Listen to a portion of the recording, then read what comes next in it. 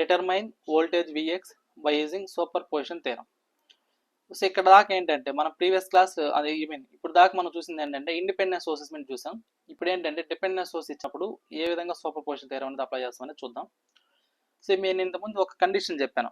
జనరల్గా మనకు voltage sources current sources ఉన్నప్పుడు సో మనం ఈ సూపర్ పొజిషన్ థియరం అప్లై చేసేటప్పుడు సో 2 ఎనర్జీ సోర్సెస్లో at a time single sources మాత్రం యాక్టివేట్ చేసుకుంటాం, అనదర్ సోర్స్ డియాక్టివేట్ చేస్తాం అని చెప్పాను. సో మరి డియాక్టివేట్ చేసినప్పుడు కరెంట్ సోర్స్ ఉంటేనేమో ఓపెన్ సర్క్యూట్ చేస్తారని చెప్పాను, వోల్టేజ్ సోర్స్ ఉంటేనేమో షార్ట్ సర్క్యూట్ చేస్తారని చెప్పాను. అది ఎప్పుడు ఇండిపెండెంట్ సోర్సెస్ ఉన్నప్పుడు. బట్ ఇక్కడ మనకి ఏంటంటే డిపెండెంట్ సోర్స్ అనేది ఉంది. ఇక్కడ 4Vx అనేది ఏంటంటే డిపెండెంట్ సోర్స్ అన్నమాట. సో మరి ఇలా ఉన్నప్పుడు మనం ఏం చేస్తారంటే ఇక్కడ ఏదైతే డిపెండెంట్ సోర్సెస్ ఉంటుందో దాన్ని మనం ఎలాంటి మాడిఫికేషన్ చేయం, యాస్టీజ్ అలానే కన్సిడర్ చేసుకుంటాం, యాస్టీజ్ అలానే తీసుకుంటాం అన్నమాట. ఓకే, సో ఇప్పుడు చూడండి, ఇప్పుడు కేస్ 1 ఏం చేస్తారంటే మనము వోల్టేజ్ సోర్స్ 15 వోల్ట్స్ ఏదైతే ఉందో దీన్ని యాక్టివ్ చేసుకుంటాం. సో 4 ఆంపియర్స్ కరెంట్ సోర్స్ ఏదైతే ఉందో దీన్ని ఓపెన్ సర్క్యూట్ చేస్తాం. అవి ఇండిపెండెంట్ సోర్స్ కాబట్టి వాటిని షార్ట్ సర్క్యూట్ కానీ ఓపెన్ సర్క్యూట్ కానీ చేస్తాం.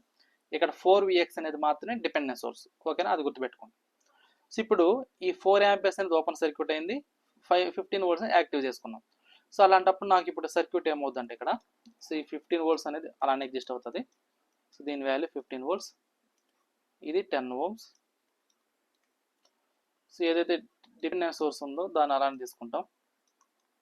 దీని వాల్యూ ఎంత అంటే 4Vx. సో ఇప్పుడు నాకు ఇది ఏమైంది, కరెంట్ సోర్స్ ఉంది, దాన్ని ఓపెన్ సర్క్యూట్ కదా కాబట్టి ఓపెన్ సర్క్యూట్, ఇది ఓపెన్ సర్క్యూట్ చేసాం. అయితే అక్రాస్ 4 ఆంపియర్స్ దగ్గర ఉండే వోల్టేజ్ ఏముంది, Vx ఉంది కాబట్టి వోల్టేజ్ అనేది తీసుకుంటాం ఇక్కడ. ఇప్పుడు ఈ లూప్కి ఏం చేస్తారంటే మనము కేవీఎల్ అనేది అప్లై చేసుకుంటాం. సో కేవీఎల్ అప్లై చేసినప్పుడు సో ఫస్ట్ ఇక్కడ వోల్టేజ్ సోర్స్ దగ్గర స్టార్ట్ చేసుకోండి. సో -15 ప్లస్ ఇక్కడ 10 ఓమ్స్ రెసిస్టర్లో కరెంట్ అనేది పాస్ అనవద్దు మనకు, ఎందుకంటే ఇది ఓపెన్ సర్క్యూట్ కాబట్టి. సో కాబట్టి ఇక్కడ నాకు ఈ లూప్ మొత్తం నేను తీసుకునేది ఏంటంటే ఓన్లీ వోల్టేజెస్ మాత్రం తీసుకుంటాం. ఓకే, సో కాబట్టి -15 plus 4 into Vx. So dependent source ఉంది కదా 4Vx, next plus Vx equal to 0. So దీని నుంచి 5Vx ఈక్వల్ టు ఏమవుతుందంటే నాకు 15 అవుతుంది. సో ఇప్పుడు నాకు Vx వాల్యూ కావాలంటే 15/5 that equal to so Vx dash equal to 3 ohms అవుతుంది. ఇక్కడ Vx డాష్ ఎందుకు పెట్టానంటే నేను కేస్ 1 కాబట్టి, సో కేస్ 1 కాబట్టి Vx డాష్గా తీసుకుందాం మనం. నెక్స్ట్ అదేవిధంగా కేస్ 2 చూడండి. సో కేస్ 2 వచ్చేసరికి ఇక్కడ ఏం చేస్తారంటే ఏదైతే 15 వోల్ట్ సోర్స్ ఉందో దీన్ని మనం షార్ట్ సర్క్యూట్ చేస్తాం. అదేవిధంగా ఏదైతే 4 ఆంపియర్స్ ఉందో దీన్ని మనం ఏం చేస్తామంటే యాక్టివేట్ చేసుకుంటాం. సో అప్పుడు నాకు ఏమవుతుంది సర్క్యూట్ అంటే ఇక్కడ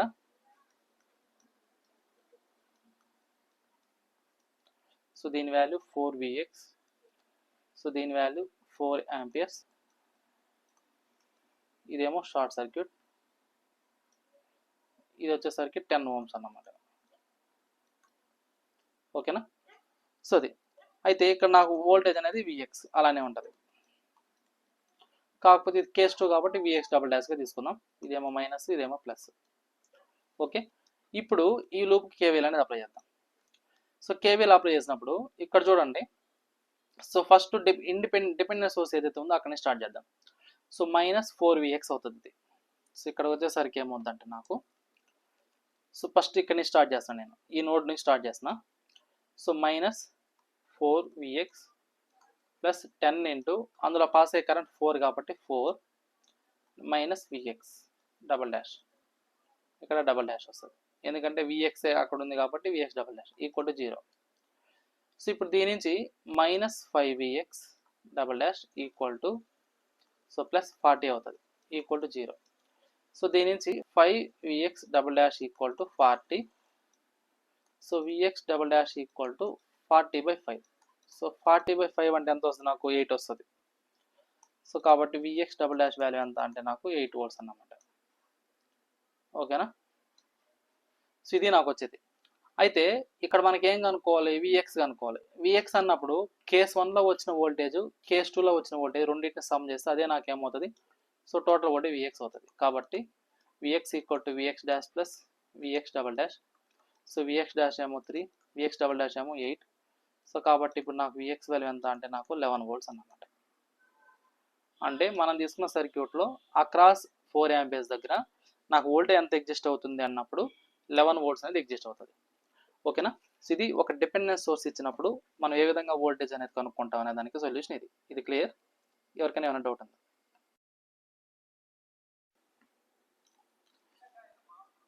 డిటర్మైన్ వోల్టేజ్. సో ఇక్కడ ఈ ప్రాబ్లం మనం ఏం చేస్తామంటే, ఇక్కడ మనం లాస్ట్ క్లాస్లో మనకు మెష్ అనాలిసిస్, నోడల్ అనాలిసిస్, అదే సోర్స్ ట్రాన్స్ఫర్మేషన్ టెక్నిక్ ఇవన్నీ చూసాం కదా. సో ఇప్పుడు మనం ఏంటంటే ఈ ప్రాబ్లమ్ని సూపర్ పొజిషన్ థియరం అప్లై చేసుకొని సాల్వ్ చేస్తాం. మరి సూపర్ పొజిషన్ థియరం అప్లై చేసుకుని ఏ విధంగా సాల్వ్ చేస్తామని చూద్దాం. ఇప్పుడు ఇక్కడ ఏంటంటే ఈ వోల్టేజ్ వాల్యూ అనేది కనుక్కోవాలి. ఎక్కడ అక్రాస్ 2 ohms దగ్గర వోల్టేజ్ అనేది కనుక్కోవాలి. ఓకేనా, ఈ వోల్టేజ్ అనేది కనుక్కోవాలి.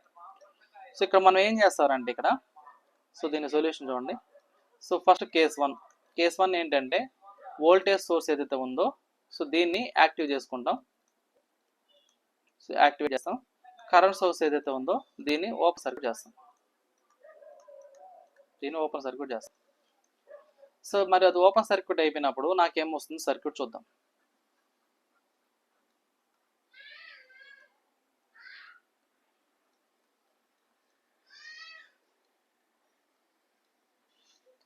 సో దీని వాల్యూ 20, దీని వాల్యూ 2 ohms, దీని వాల్యూ 1 ohm, దీని వాల్యూ 2, ఇక్కడున్న వోల్టేజ్ V.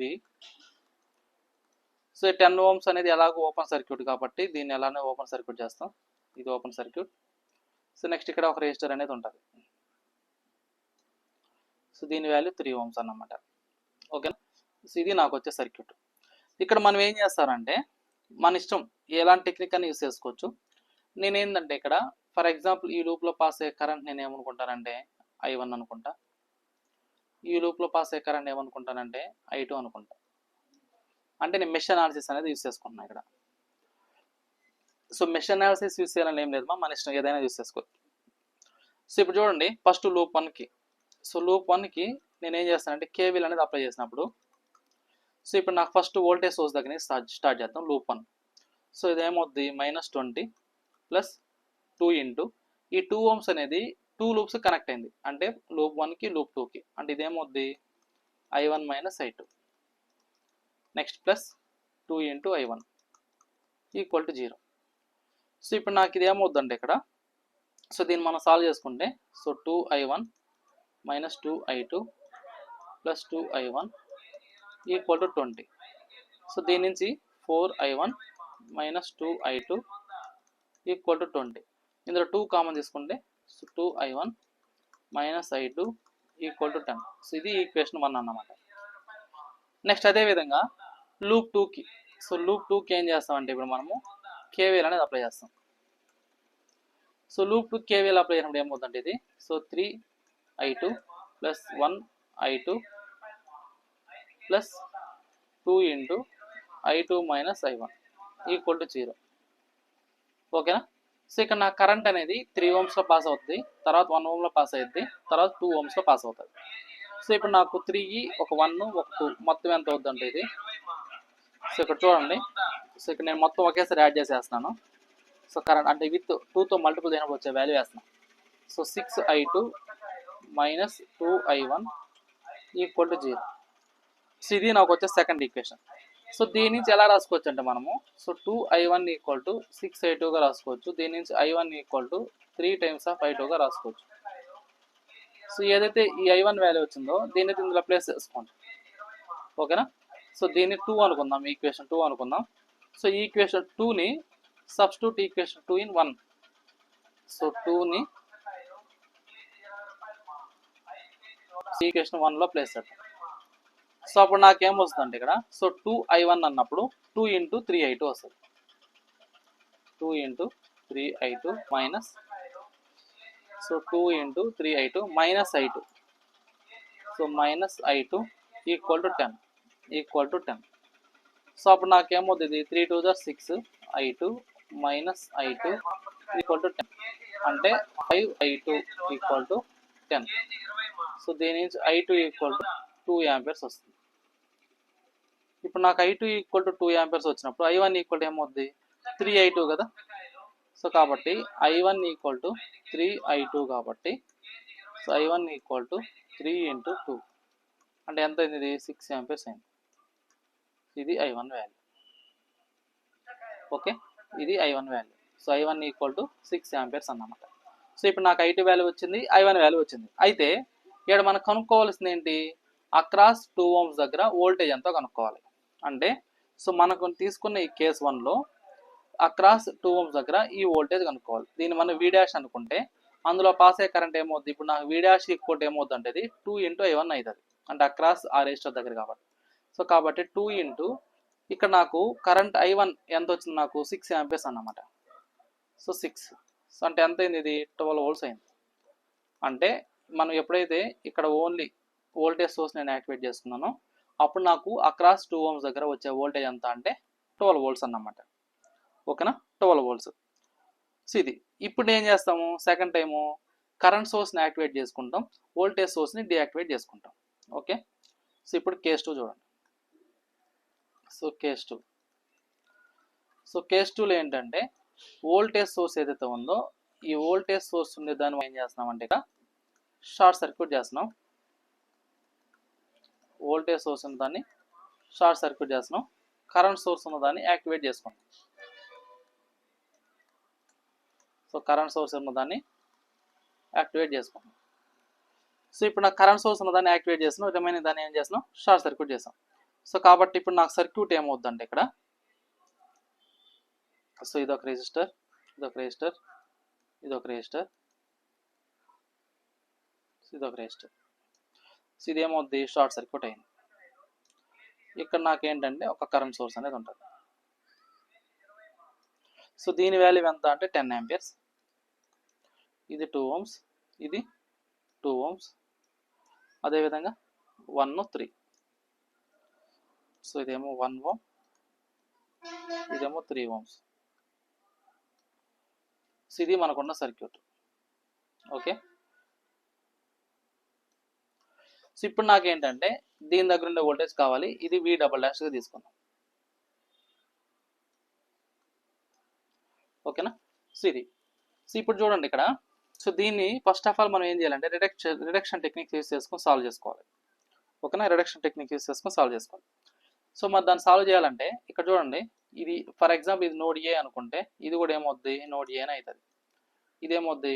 నోడ్ బి అవుతుంది. ఇదేమవుతుంది? నోడ్ సి అవుతుంది. సో ఇప్పుడు నేను ఏం చేస్తానంటే ఏదైతే ఇది ఏ అనుకుంటా, సో అంటే సర్క్యూట్ నేను కొద్దిగా చేంజ్ చేస్తున్నా మీకు అర్థం అవడానికి. ఇది 10 ఆంపియర్స్, ఇది నోడ్ ఏ, అదేవిధంగా ఇది నోడ్ సి. ఓకేనా, నోడ్ ఏ, నోడ్ సి.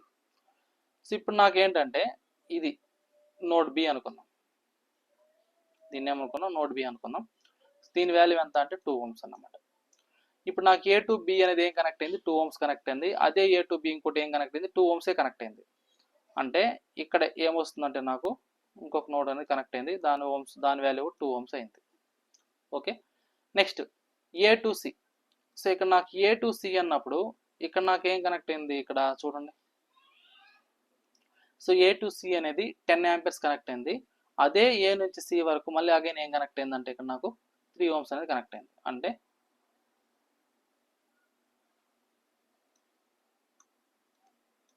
ఇలా కనెక్ట్ అయింది అన్నమాట. ఓకేనా, సో ఇది మన సర్క్యూట్.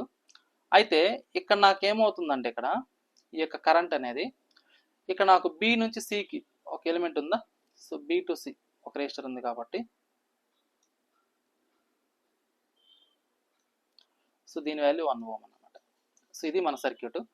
సో ఇక్కడ చూడండి, ఇక్కడ మనం అబ్జర్వ్ చేసినట్టయితే ఈ 2 ohms 2 ohms రెండు ఏమైనాయి? ప్యారల్గా కనెక్ట్ అయినాయి. సో ప్యారల్గా కనెక్ట్ అయినప్పుడు దానికి రిజల్టెంట్ వాల్యూ ఏమవుతుంది? ఇక్కడ నాకు 1 ohm అనేది అవుతుంది.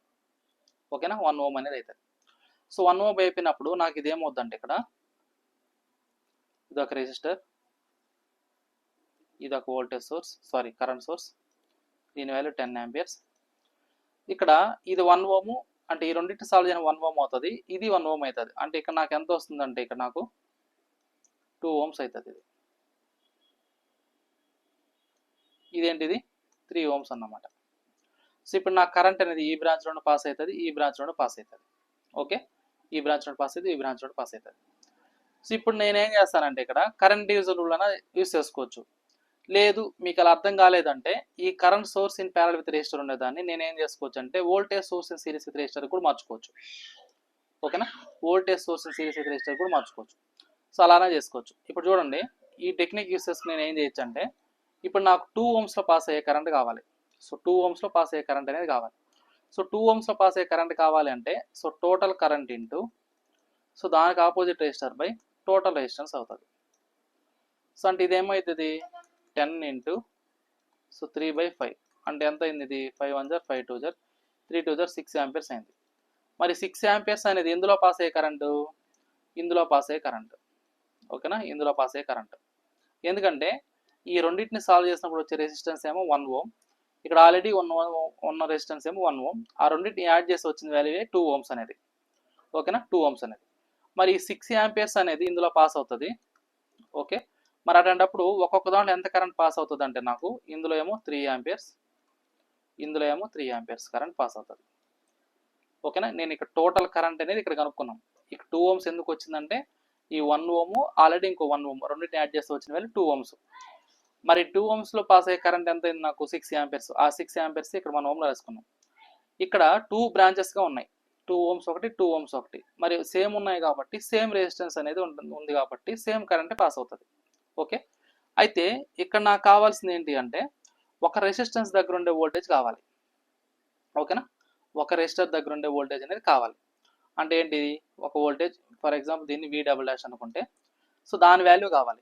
సో దాని వాల్యూ అన్నప్పుడు ఇక్కడ చూడండి ఇదేమో నెగిటివ్, ఇదేమో పాజిటివ్, బట్ ఇక్కడ కరెంట్ అనేది దేంట్లోకి ఎంటర్ అవుతుంది, మైనస్లోకి ఎంటర్ అవుతుంది. సో కాబట్టి ఇక్కడ నాకు V" అన్నప్పుడు అక్కడ ఉన్న రెసిస్టర్ ఏమో 2, అందులో పాస్ అయ్యే కరెంట్ ఏమో 3, బట్ అది నెగిటివ్లోకి ఎంటర్ అయింది కాబట్టి మైనస్, కాబట్టి -6 volts వస్తుంది. సో ఇప్పుడు నాకు V" వాల్యూ ఎంత అంటే ఇక్కడ -6 volts వస్తుంది. ఓకేనా, సో ఇక్కడ నేను ఎలా తీసుకున్నాను, ఇక్కడ మైనస్ ప్లస్ అంటే ఇక్కడ మీరు అబ్జర్వ్ చేయండి. సో డౌన్వర్డ్ ఏరో మార్క్ దగ్గర నెగిటివ్, సో దానికి అప్వర్డ్ దగ్గర పాజిటివ్, అందుకనే దీన్ని బేస్ చేసుకుని తీసుకున్నాను నేను. ఓకేనా, దీని యొక్క రిడక్షన్ అనేది మీ ఇష్టం అమ్మ, నేను ఇట్లానే తీసుకోవాలని ఏం లేదు, మీ కన్వీనియంట్. దీన్ని సోర్స్ ట్రాన్స్ఫర్మేషన్ టెక్నిక్ యూస్ చేసుకోవచ్చు, వోల్టేజ్ డివిజన్ రూల్ యూస్ చేసుకోవచ్చు, మీ ఇష్టం అన్నమాట. ఓకే, సో ఇప్పుడు నాకు 2 కేసెస్లో వోల్టేజెస్ అనేది కనుక్కున్నాము. ఓకేనా, కేస్ 1లోనూ కనుక్కున్నాం, కేస్ 2లోనూ కనుక్కున్నాం. మరి కేస్ 1లో నాకు ఎంత వచ్చింది వోల్టేజ్ అంటే 12 volts వచ్చింది. కేస్ 2లో వోల్టేజ్ ఎంత వచ్చిందంటే -6 వచ్చింది. కాబట్టి ఓవరాల్గా నాకు వోల్టేజ్ ఎంత అన్నప్పుడు so V = V' + V". So V' value ఏమో 12, V" వాల్యూ ఏమో 6, అంటే 6 volts అన్నమాట. అంటే నాకు వోల్టేజ్ ఎంత ఉంది అంటే నాకు అక్రాస్గా 2 ohms దగ్గర 6 volts అనేది ఆన్సర్ అన్నమాట. ఓకేనా, సో ఇక్కడ మనకు ఫైండ్ వోల్టేజ్ అన్నప్పుడు అక్కడ వచ్చే వోల్టేజ్ ఎంత వస్తుందంటే నాకు 6 volts అన్నమాట ఆన్సర్. ఇదన్నమాట ఆన్సర్. ఓకే, సో ఇది అర్థమైందమ్మా అందరికీ? ఎవరికైనా ఏమైనా డౌట్ ఉంది?